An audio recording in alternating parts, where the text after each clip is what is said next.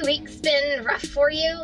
Are you only seeing a fraction of the orders you normally see and are struggling to make money in January? Don't worry, you're totally not alone, and I'm gonna give you some tips to survive the winter slowdown. Welcome back. It's Kim from Kim's Side Money Plans here for the RideShare Guy. Let's keep it real. We are all seeing a decrease in orders. We are seeing a decrease in the quality orders, working longer hours, and most importantly, it's affecting our pockets. It's called the winter slowdown, and unfortunately, it happens every year. Some years are worse than others, but there are a couple things that you can do to combat the slow times. You can't control the dollar amount of the orders that come in. You can't control what time or how much your customer spends. Heck, you can't even control the amount of orders that are coming into your phone. But there are a couple things you can do to control, and even during the slowest times, that will help you put more money in your pocket so you aren't working longer hours to combat the money you are losing. You are going to want to watch this entire video because the tips I am sharing, especially the last one, might make the difference between you making your money and making your goals consistently. This is my third winter since going full-time, and the very first season, I will admit, I was lost. I couldn't understand, how can you go from cherry picking away and blowing away your goals into December to barely surviving in January? Customer buying habits changed drastically in January. Darn those New Year's resolutions. Customers eat healthier, they spend less because they are on a new budget, or they're paying off those credit card bills they just spent way too much money on for the holidays. Heck, there really isn't anything going on in January, period. To this day, I still look forward to rain, cold weather, and even the snow. Not the feet of snow, just the inch or inches of snow. Anything to keep the customers at home and make them order out. First, experiment with hours and new zones. In many areas, hours people order might shift, causing you not to make money on those off-peak hours. For my area, the biggest difference, I was staying out normally until 10 p.m. every night. Now, once 8 p.m. hits, orders stop coming in and it becomes a ghost town in my area.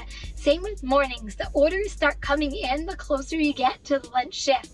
Because I know this, I personally shifted my hours to mirror the busiest times in my market, so I am not wasting my time sitting around looking for orders I might see once an hour if I'm lucky. As much as I love my own area I normally work in, it's my comfort zone, and you know what? It's also the most popular place with other drivers. We are all competing for the same orders coming into our phones. I've learned to find secondary and third locations to move to that can produce quality orders and are around actual sit-down restaurants, not fast food chains. Next, lower your standards just a little bit to take orders you might not normally take. Keep an open mind. We all have our dollar per mile ratio or our ideal dollar amount we will accept an order. When considering lower paying orders, it's really important though to know your cost when you're driving to ensure that you know what orders are still profitable even when taking these orders. During busy times, I normally don't take anything under $6, or in DoorDash terms, $6.75, which, by the way, is my hidden tip indicator. During slow times, especially during mornings, I lower my personal expectations, and yes, I do take $4.75 orders, $5.75 orders if they are only going 1 to 2 miles and they're quick turnarounds. You would be amazed how quickly these orders can be completed and add up. Many times in major food delivery apps, they will give you add-ons and you know what? If you take these smaller orders, your orders might just go from $5 order. Now you have a stacked order for $10 or $11 and more money in your pocket and closer to your goal. Up next, don't wait for the perfect order. During December, we are so used to cherry picking through orders because the amount of orders we are receiving during the holidays is amazing. Fast forward to January, it's crickets, and you're lucky to get what it feels like one per hour. If you are waiting for that perfect order, you will be losing out on money. Take advantage of the orders that are in front of you because you just might not know when the next one is coming in. Yes, you will be doing orders like before, you might not normally do, but it keeps the wheels moving and in constant motion. I personally would be rather making some money if it's profitable and makes sense than no money at all. Next, multi-app. I would not even come close to making my days unless I had multiple apps going at the same time. More apps, more opportunities equals more money.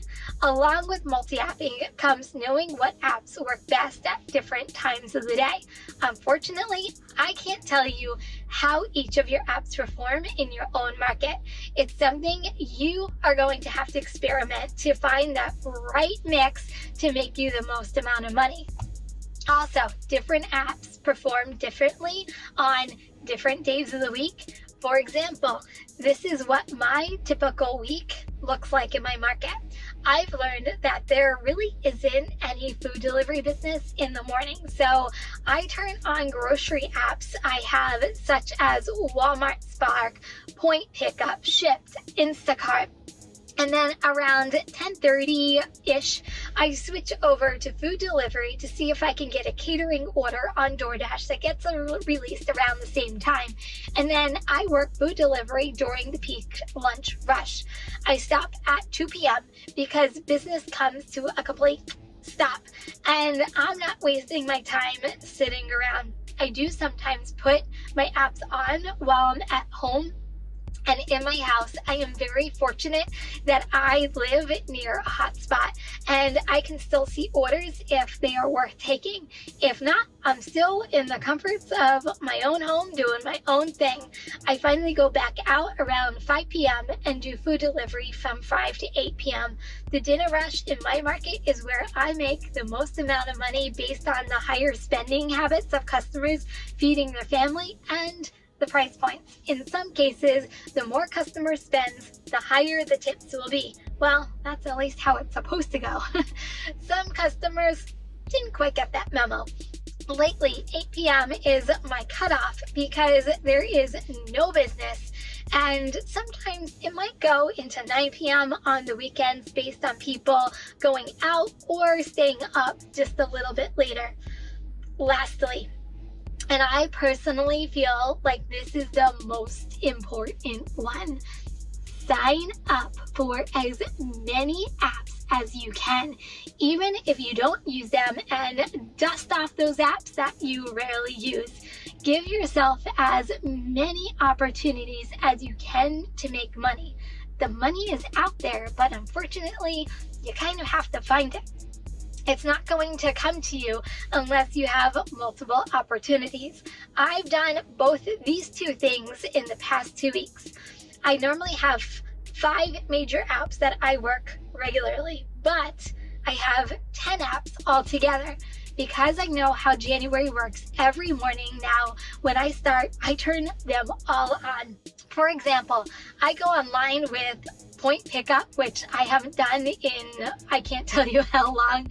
I turned on the alerts back on Roadie, which I feel like goes off every couple of seconds. I dusted off and turned on Instacart, which if you don't know me, that is a really big deal.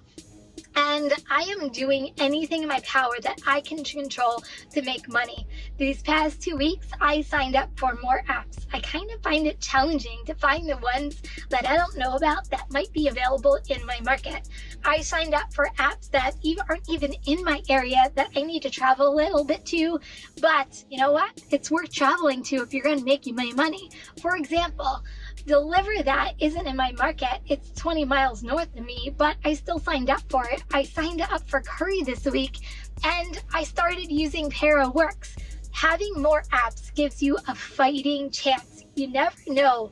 The apps that you hated and made you a little bit of money before might surprise you and actually be what you were looking for all along. The one thing I've learned living in my comfort zone when it comes to delivery apps doesn't make me money during slow times. The same zone I always work, the same apps I always do aren't equaling what I need to do to make my daily goals. I am being proactive and controlling what I need to do to generate and continue to achieve my own personal dollar amount goal, which, by the way, is $200 per day. Most days I make it. Some days I come close, but doing these 5 things gives me the results I need to do to make even the slowest times. Let me know, what is one thing that you do during slow times that still makes you money? And is there one app that you never use that you start to use even during the slowest months? If you are looking for more multi-apping content, don't forget to check out this video right here. If you are new here, you are definitely going to want to subscribe and make sure that that bell is turned on so you know when the latest videos are coming out. And guys, I'll see you next week. Bye everyone.